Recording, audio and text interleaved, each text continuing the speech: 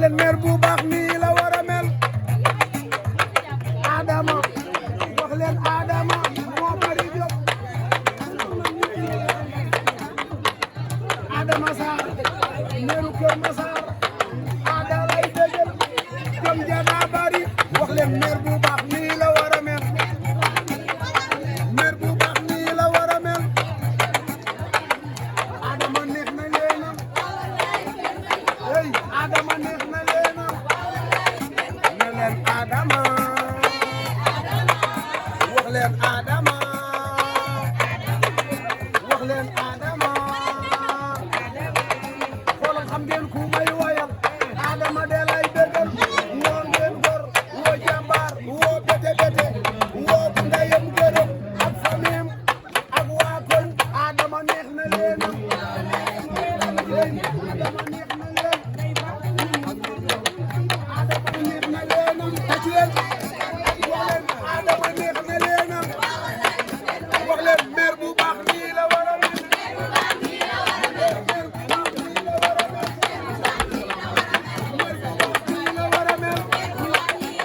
hey ana ñu ko bëgg ana ñu ko bëgg yëkkati leen loxo ana ñu ko bëgg yëkkati leen loxo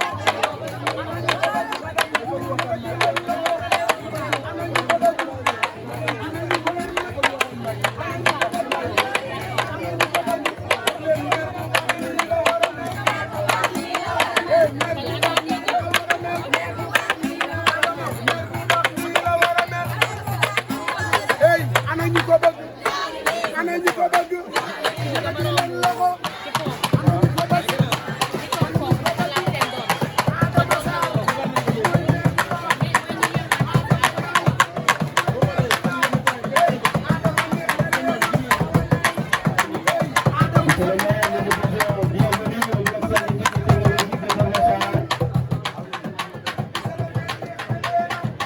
ana ñu ko bëgg ana ñu ko bëgg mooy maire bu baax Ada lay bëggal ana ñu ko bëgg monsieur le maire neex na leen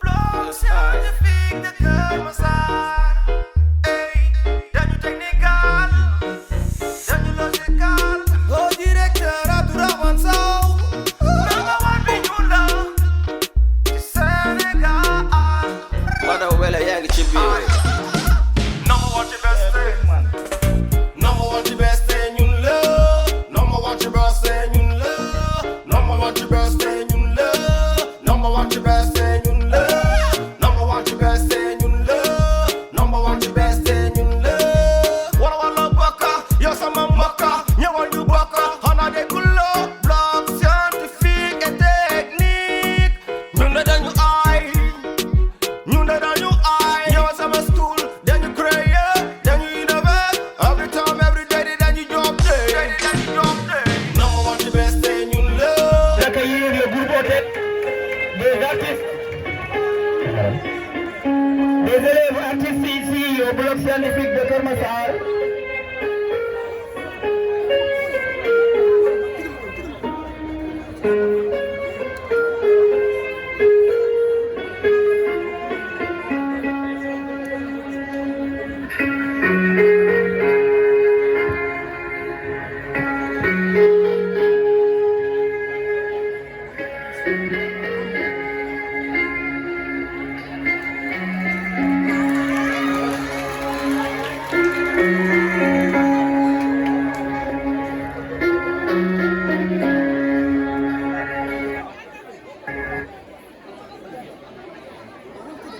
Mesdames, Messieurs, bonjour et bienvenue dans votre émission Que serait ce monde sans la science?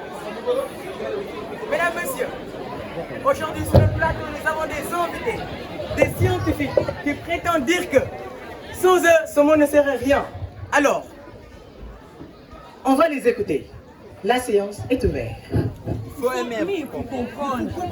Non, faut aimer pour comprendre. faut comprendre Non, il faut comprendre pour aimer. non faut comprendre Non, il faut aimer pour comprendre. non faut aimer pour comprendre Non, il faut comprendre pour aimer. faut aimer pour comprendre Non, il faut aimer pour comprendre. il faut comprendre pour aimer Il faut comprendre. comprendre. Non. Vous vous aimez pour comprendre. Mais vous parlez de quoi? La science, la technologie. Les numériques. Trois aspects qui font vivre le monde. Mais comment ça? Par la communication, la création et la réalisation. Oh, je vois. Le numérique recouvre à la fois les sciences et technologies, de la communication et de l'information. L'informatique est devenue la vision de beaucoup d'élèves. Ganima? Et ça, il y a mon fort.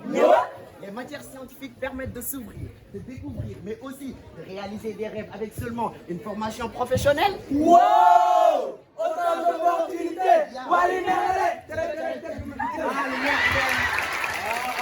Le maire Fidèle. Maintenant, parlons de cette journée organisée par le BST de Keur Massar. Parlons-en. Ah oui, le BST de Keur Massar a organisé cette journée dans le but d'encourager les jeunes à s'encourager dans les matières scientifiques ainsi que technologiques. Wow! Quelle belle initiative! Cette journée a aussi pour but de promouvoir les matières scientifiques. Une initiative visant à démystifier les mathématiques et à montrer sa beauté au grand public sénégalais. Ah oui, effectivement. J'ai entendu aussi parler de quelque chose de très important.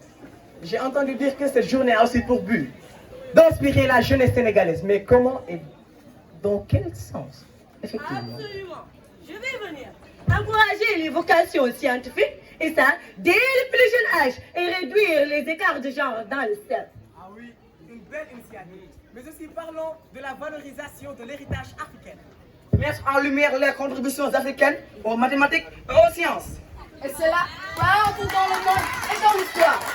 La science a transformé ce monde vide en une vie de rêve, déterminée à jamais, et ne fera pas de trêve. Merci à la science.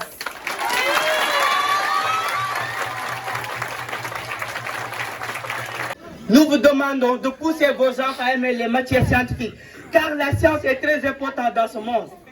Effectivement. Parce qu'il y a un dicton philosophe qui dit que le chemin qui mène vers la réussite n'est pas facile. Alors, chers parents, chers invités, mais surtout, chers élèves, mettons-nous dans la tête qu'il ne faut jamais abandonner, car La persévérance est la clé de la réussite. Donc, chers élèves, il ne faut pas ignorer les matières scientifiques. Car l'effort fait l'effort. Donc faisons des efforts pour devenir forts. No pain, no gain. No cry, no smile. Neither cry, neither the bird makes a nest. Oui, petit à petit l'oiseau fait son nid. Nous voulons et nous allons réussir. Merci à la science. Enfant de ma nation, l'espoir de demain. Je suis un enfant, enfant de applaudissez. mon pays, enfant de ma nation, espoir de demain. Je suis un enfant, enfant de Plus fort. mon pays, enfant de ma nation, espoir de demain. Je suis un enfant de mon pays, enfant de ma nation, l'espoir de demain. les applaudissements, mesdames et messieurs, le groupe du BST de Keur Massar. Diallo, merci vraiment. Merci. Mesdames et messieurs, merci de nous avoir suivis jusqu'à la fin de cette émission. Nous vous donnons rendez-vous à la prochaine. Merci.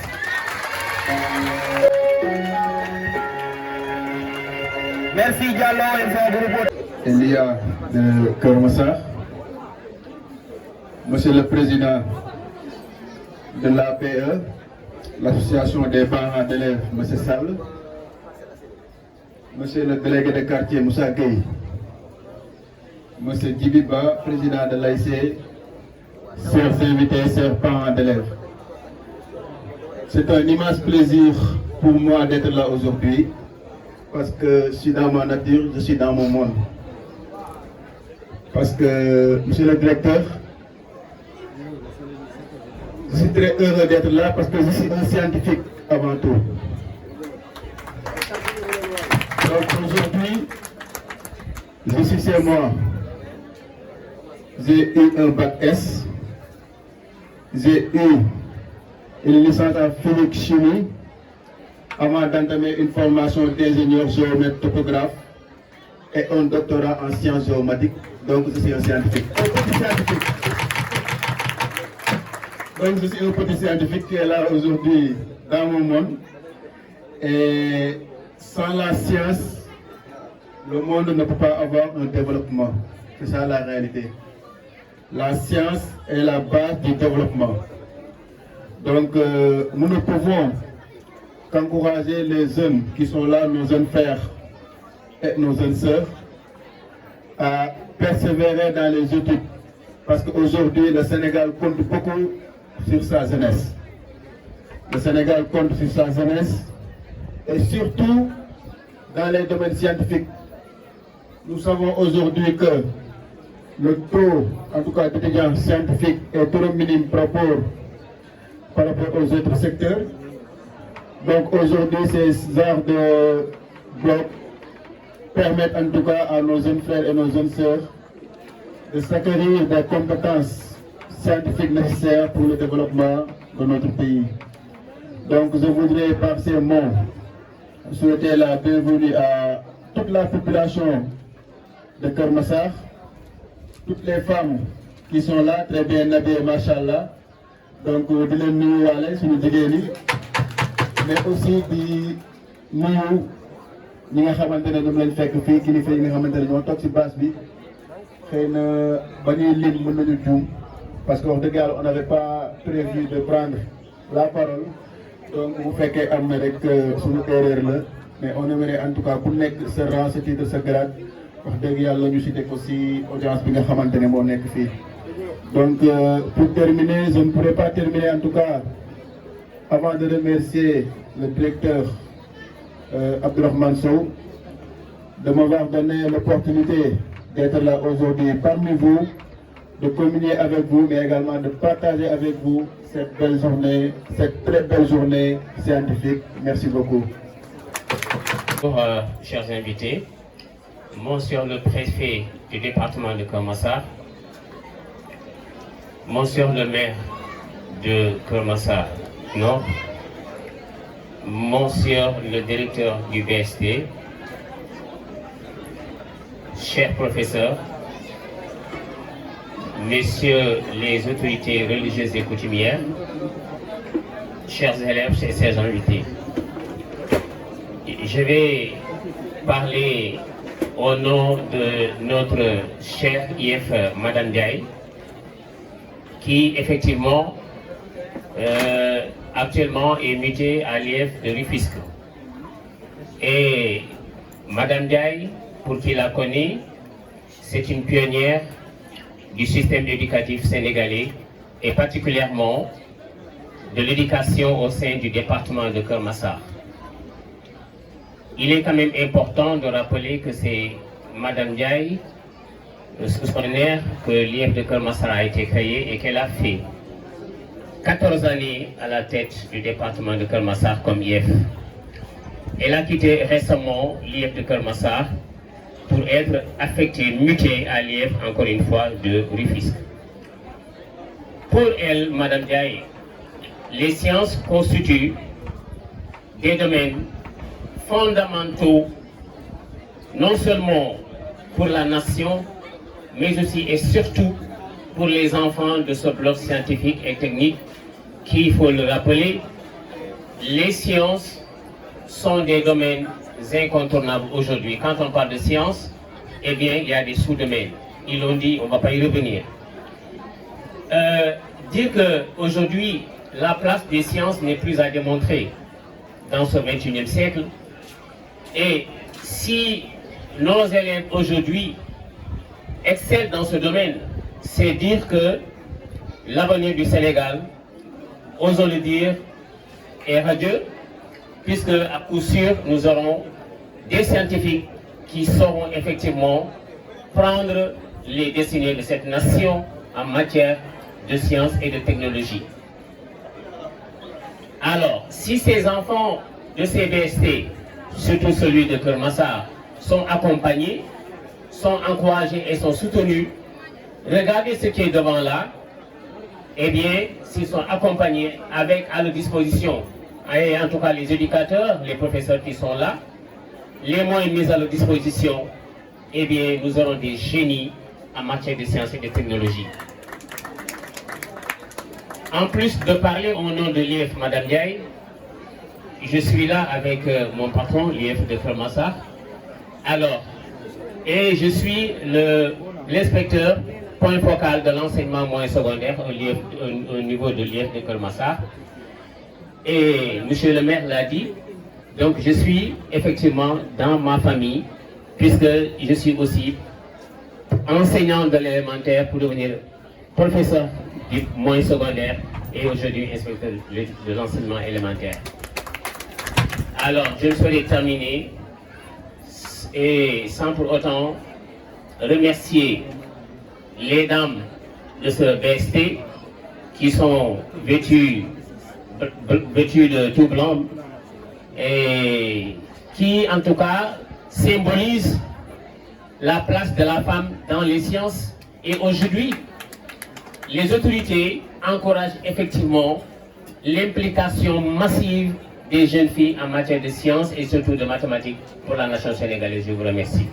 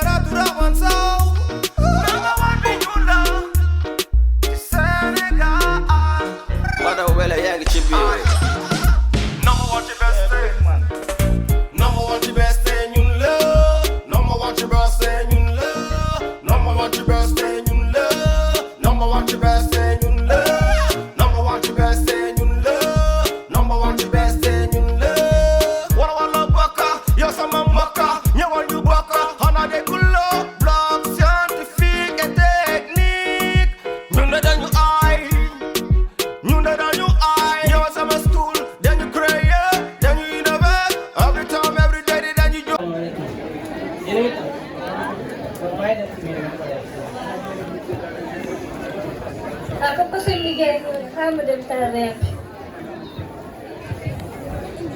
Ato? Daw sa mga ko nyore.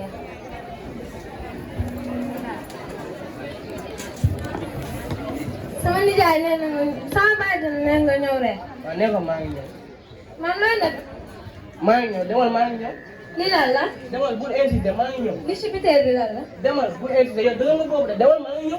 Ba baax na. Ouais.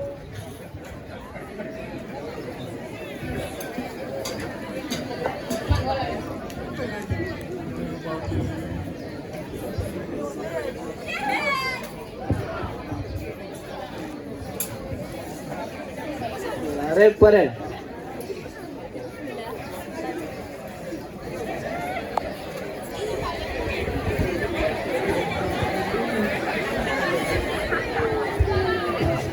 Bon, bismillah, ñu commencé.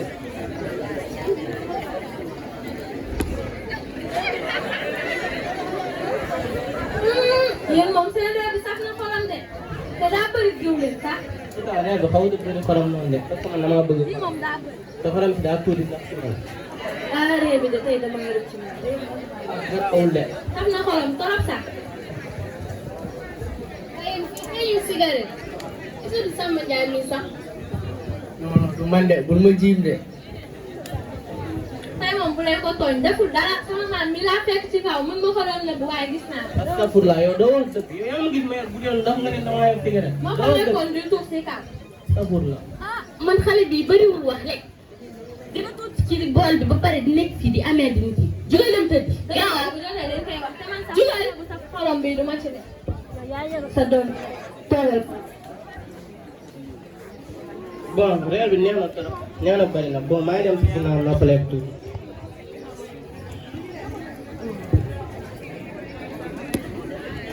xaaral ma jël may sama nijaay ndox mi.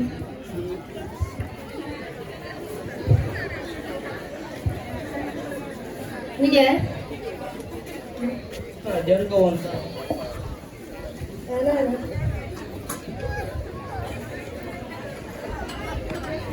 waaye nijaay. nijaay tey man sax rus naa. nijaay yow nga toog ba xale yi sax dëkk bi naan yow da ngay tëb wala dara. Yow kii dama fekk ma yor butéel ndox yor ma woon cigarette. En plus man boo mënoon toog cigarette sax xanaa ma defee ko ci mbedd mi mais dama ko defee sama biir kër ñu war a dëgg. waaye nijaay man dama lay wax rek imaginer xale yi toog bu warul sa sa njaboot yi toog nga toog tuuti cigarette. léegi yow si nga comprendre bien yow xale bi nga gëm ko man wala man toog ma cigarette man bu ma doon toog cigarette si mbedd bi laa koy tuddee mais du ma ko toog ci biir du ma ko ndee dëgg. waaw baax na nag ñaanal. man kay baax na yaa ma jox ndox ba pare commencé ma attaque kay yóbbu sa ndox baax na. ma ko jàpp yow yaa la bëgg. non demal yóbbu sa ndox demal. su la neexee tugal naanal.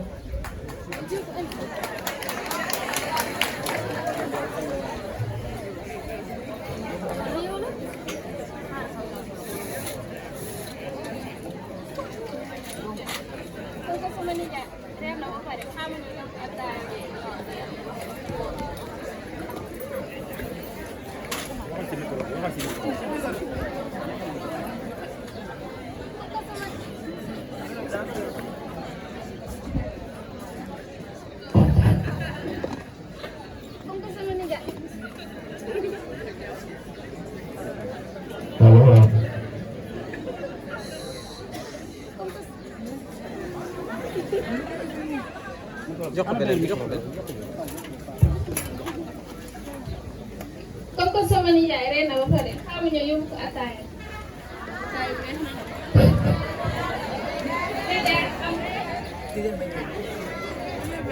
Pourtant jël ko woon sax. donc ataaya daa maa ngi suukar. suukar su ma si def bëri na de. man damaa xaw a bëgg suukar il faut nga yokk suukar beneen yoon nga yokk suukar parce que suukar daa xaw a màgg. mais nee na bari na merci.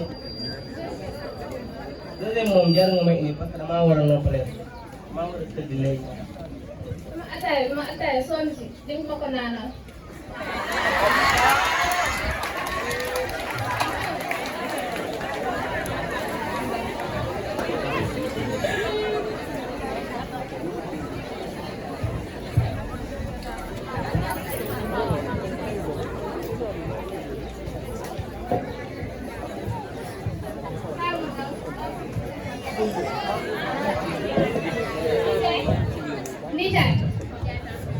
Nijaay wante gi génn leen sama nijaay daanu na.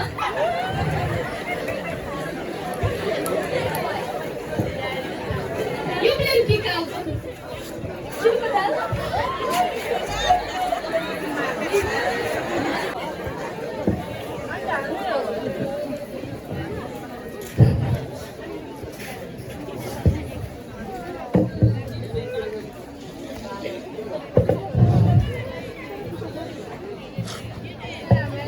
Maaleykum salaam.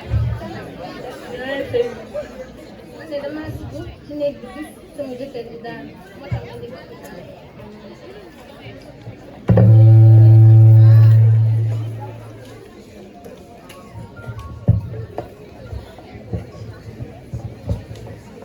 noo tudd sëñ bi. man Modou laa tudd. ñaata at nga am. am na 65.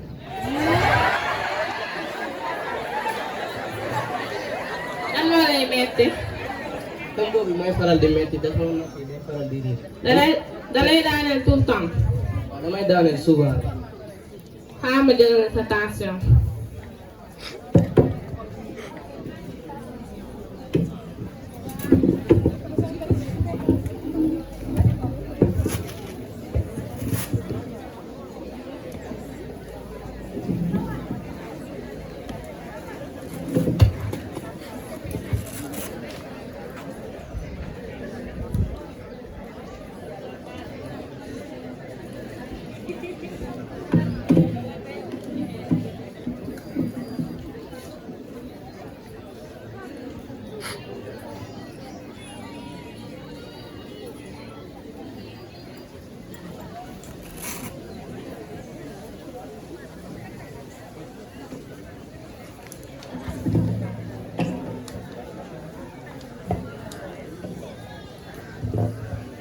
daa yow sëñ bi tension bi yéeg na de.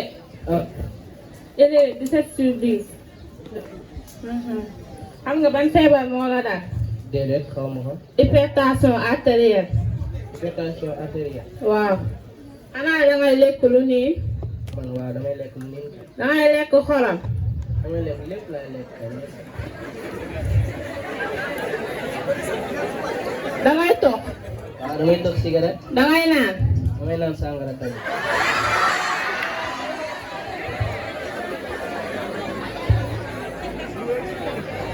daay tox bi foog nga bàyyi ko naan bi foog nga bàyyi ko lekk xorom bàyyi ko baa nga wàññi ko te bàyyi lekk lu niin tamit.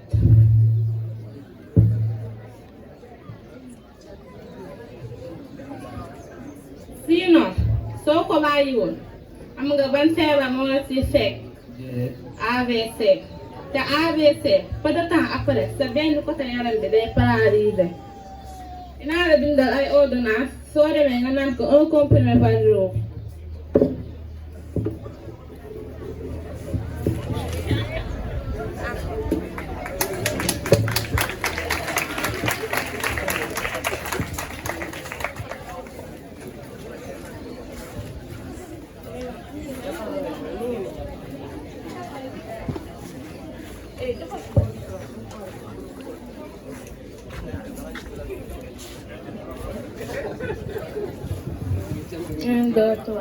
yéen mbooloo mi ngir moytu feebar bii di hypertension artérielle te li muy rey ci ay bakkan bëri nañu bàyyi dox bàyyi naan sàngara bàyyi lekk xorom bu bëri te bàyyi naan sànq te yaay yaram bi.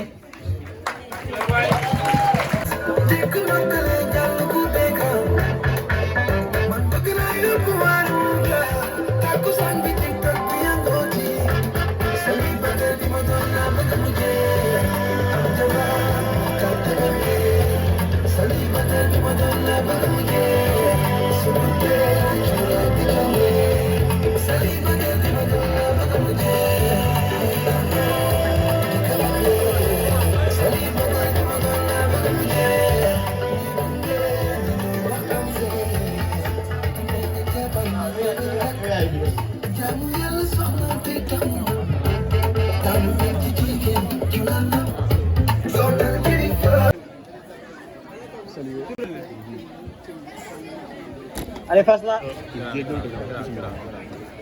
Passe à tout le monde. Pengbo, Chili. Et reculez. Dem. D'abord, dem leen ba.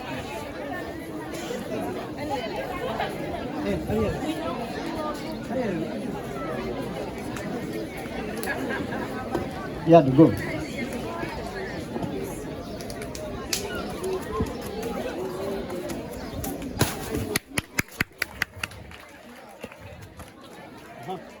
Allez, vous allez.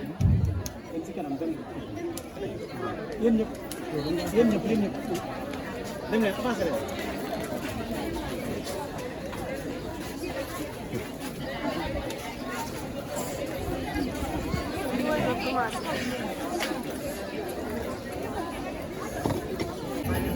Anjolensi.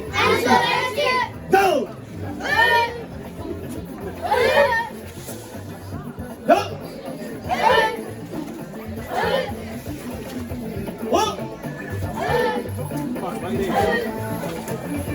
Go. Chili.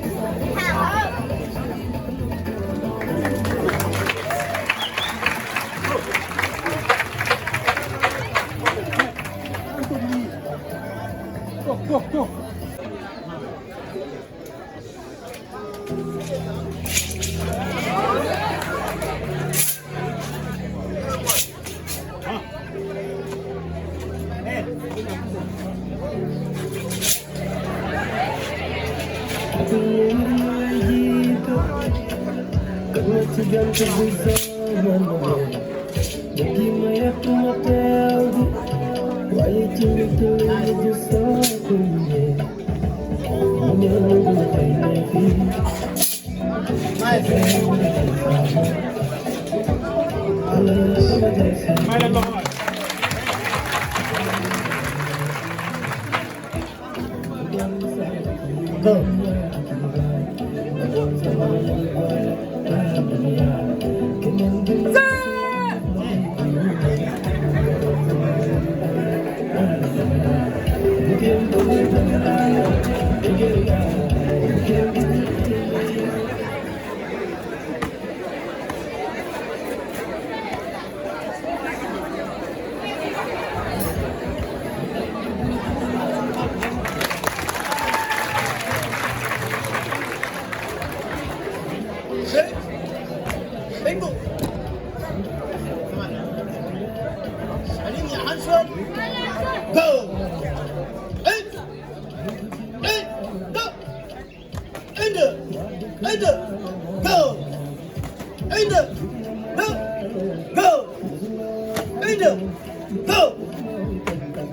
1, 2, 2, 1, 2, 2, 1, 2, 3, 2, 1, bingo, épée.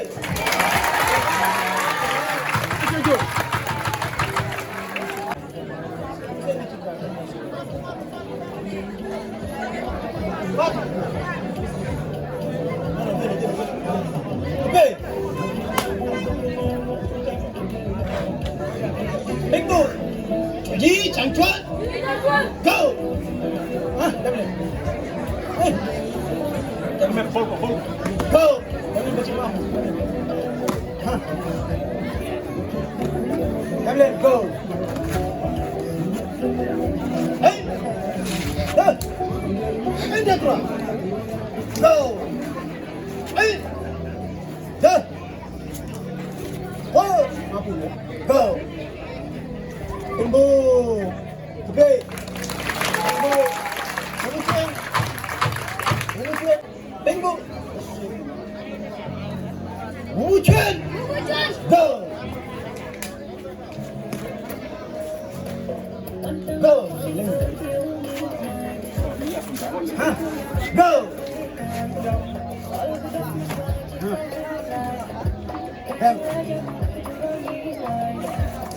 Bingo! Tabak!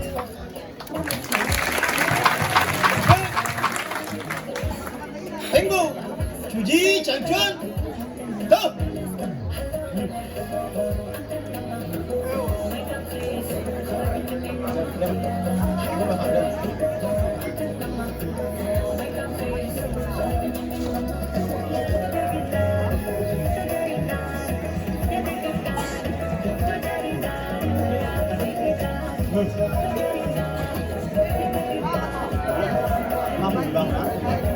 Bingo!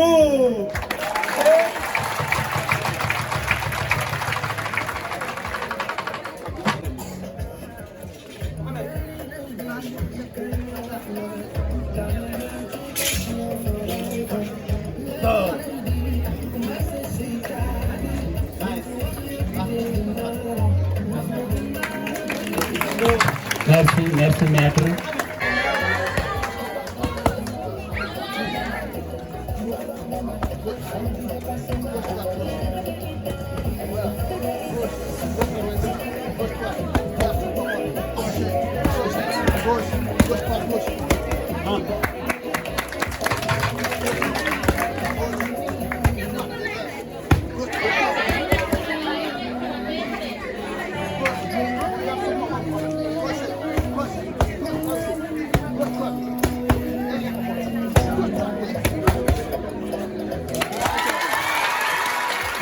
Merci maître, merci maître Sambou.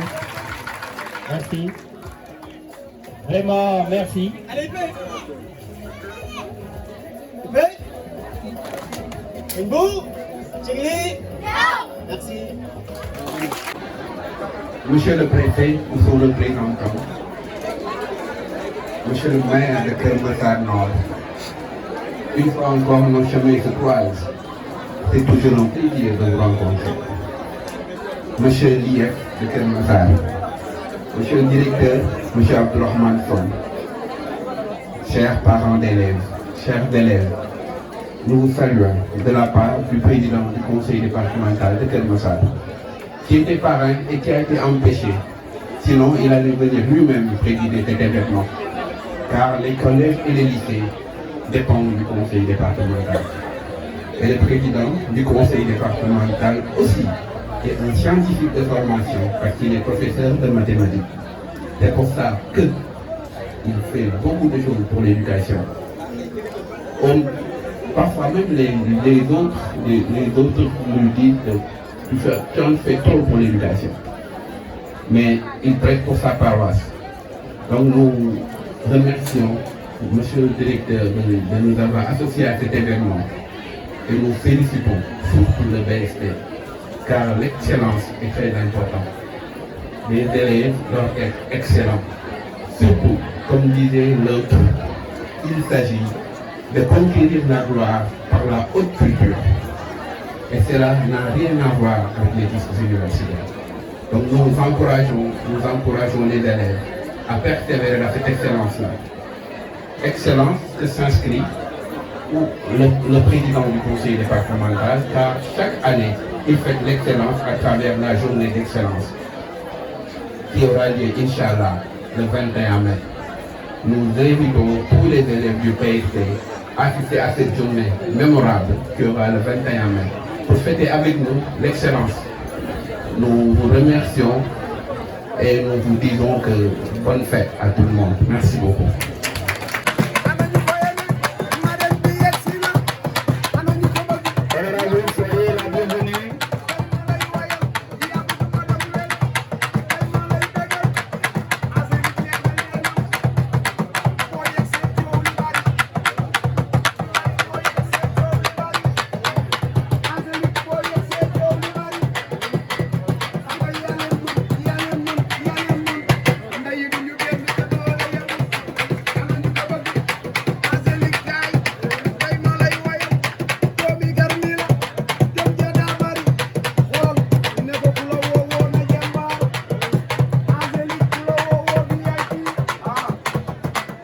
Je rappelle que Mme Marie-Angélique Diouf est députée à l'Assemblée nationale, également vice-présidente du groupe parlementaire Pacifique et Patriote.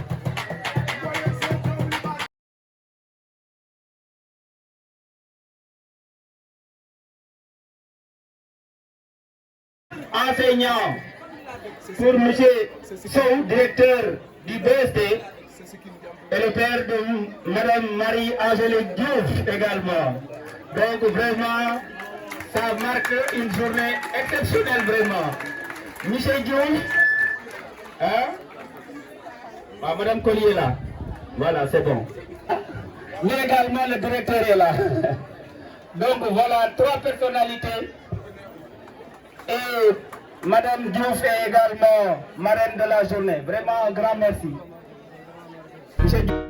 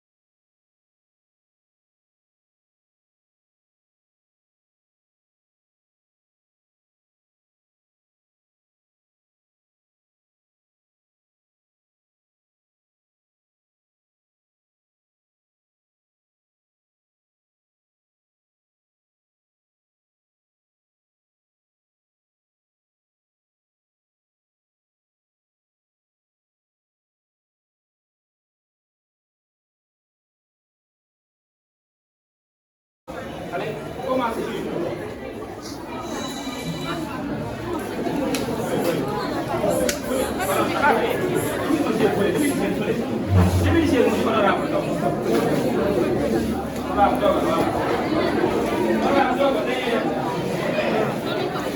Allez, commencez, voilà. S'il vous plaît, on laisse les élèves dérouler. Donc, il y a une activité pour les élèves de 4e et une autre activité là-bas pour les élèves de 3e. Maintenant, entre-temps aussi, on a mis beaucoup de matériel de gauche à droite, comme ça, vous pouvez être très plié comme si vous voulez. Donc, il y a des lames qui sont là, autour.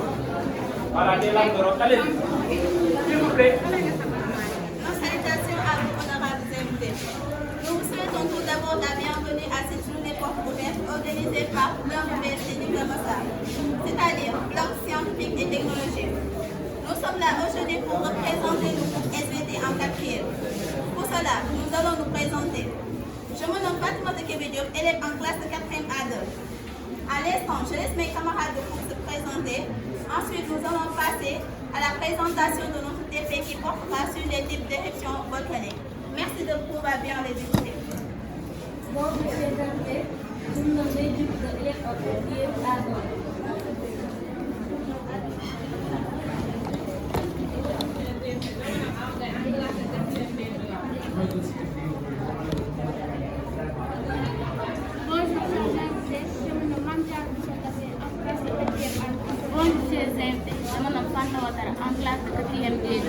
Bonjour chers invités, je me nomme Seynabou Diop en classe de 4e D1. Bonjour chers invités, je me nomme Ndeye Touré en classe de 4e A4 ici au BST. Comme je vous l'ai dit tout à l'heure, notre TP se portera sur les types d'éruptions volcaniques. Il nous permettra de découvrir l'influence de la fluidité de la lave lors d'une éruption volcanique. Pour cela, nous allons avoir besoin des matériels et des produits suivants. Pour les matériels, nous avons besoin d'un tube à U, comme ça, comme voici, 2 béchères, 2 spatules, bouchons, potence plus pince pour tenir notre tube en U, 2 cuves, l'un pour contenir nos matériels et l'autre pour contenir notre poulet de magma.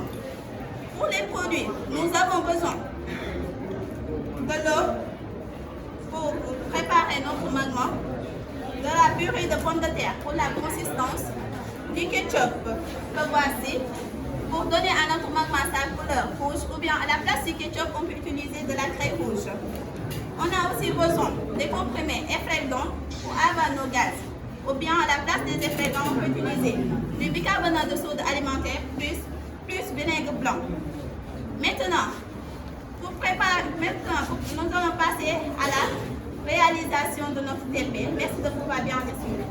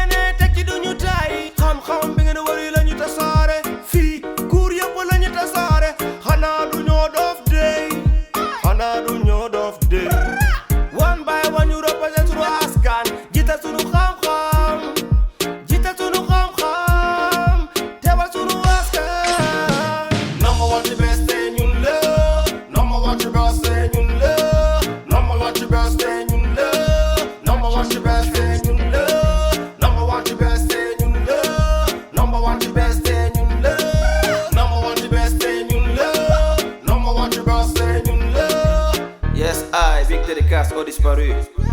Yow Seydou Koli, Ibrahima Badji, Madame Astou Diop. Rest in peace.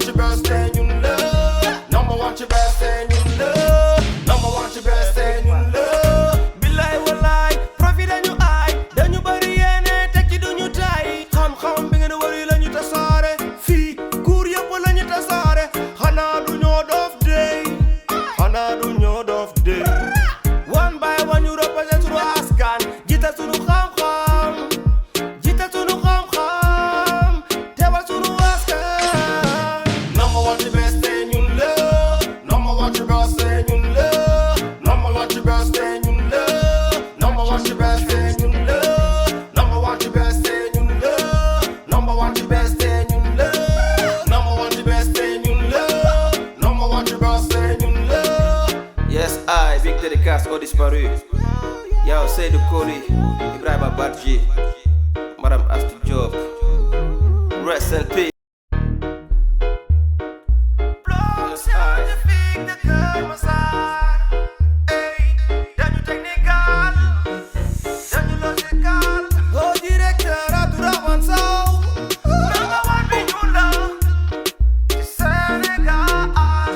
Madame Wele yangi ci biir.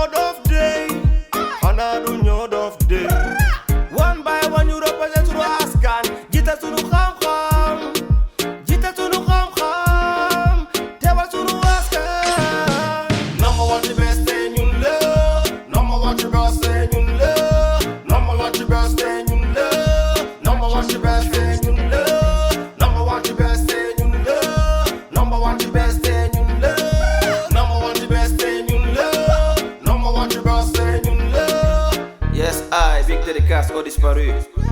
Yow Seydou Koli, Ibrahima Badji, Madame Astou Diop. Rest in peace.